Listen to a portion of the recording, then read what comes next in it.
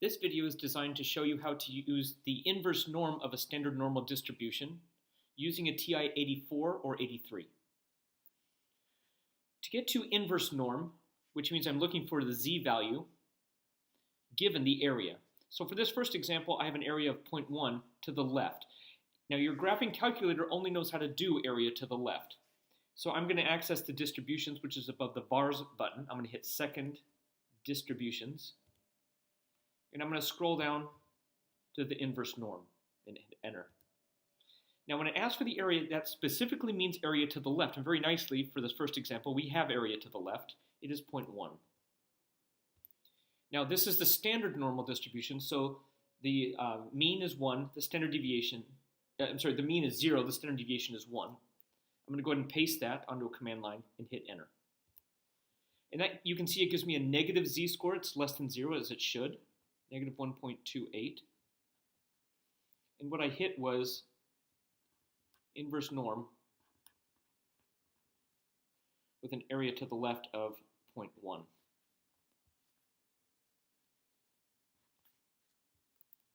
For example 2, here I have the area to the right. Now I just told you that we can only find area to the left. Well, that won't be a problem. I'm going to hit second distribution, inverse norm.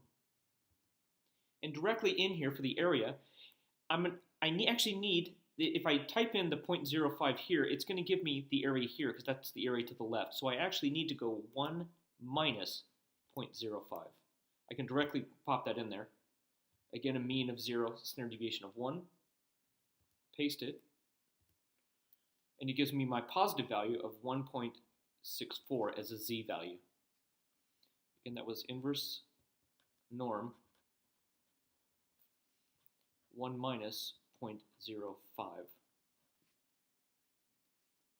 For the third example, we're looking for a z sub alpha over 2.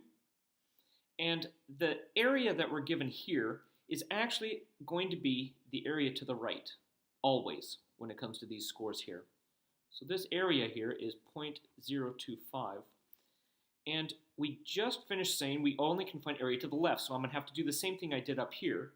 Second distribution, inverse norm. And to get this positive z-score here, I'm going to have to go for the area 1 minus 0.025. Paste that, and that gives me my z value of 1.96. Now I'm going to have to redo all this with the 83.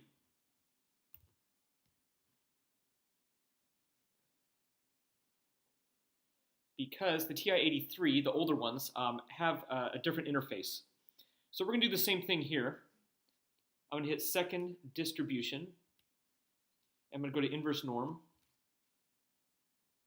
Hit enter. And you can see it throws it right onto a command line. So I'm just going to directly type in 0.1. Again, this is area to the left. And you can see I'm getting the same z value. For this next one, second distribution, inverse norm. To get the area to the left, once again, I'm going to go 1 minus 0.05, just directly into it. It assumes that the mean and the standard deviation are the standard normal. And you can see I'm getting the same positive z value here as I did with the TI-84. For the last one, second distribution, inverse norm. Again, I have to go 1 minus 0.025. Write that in here. Inverse norm 1 minus 0.025. I hit enter, and you can see I get the same z value down here, 1.96.